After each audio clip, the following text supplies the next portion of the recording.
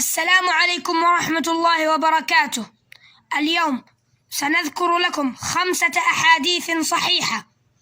الحديث الأول: قال صلى الله عليه وسلم: ما اجتمع قوم في بيت من بيوت الله يتلون كتاب الله ويتدارسونه بينهم إلا نزلت عليهم السكينة وغشيتهم الرحمة وحفتهم الملائكة وذكرهم الله في من عنده.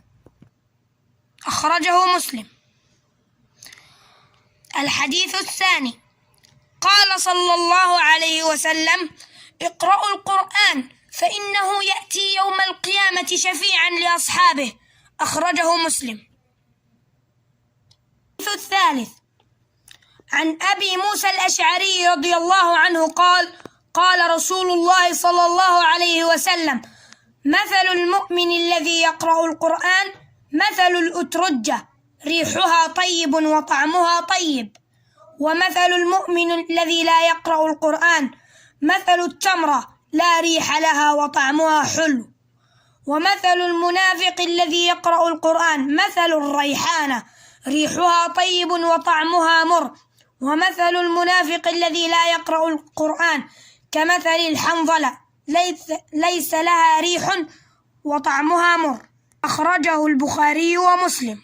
الحديث الرابع: عن أبي موسى الأشعري رضي الله عنه قال: قال النبي صلى الله عليه وسلم: مثل الذي يذكر ربه والذي لا يذكر ربه مثل الحي والميت. أخرجه البخاري ومسلم.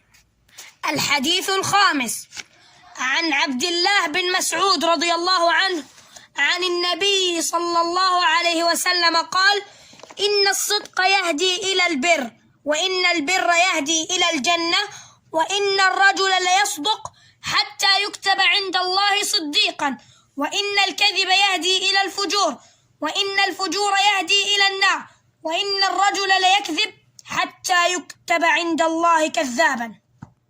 أخرجه البخاري ومسلم.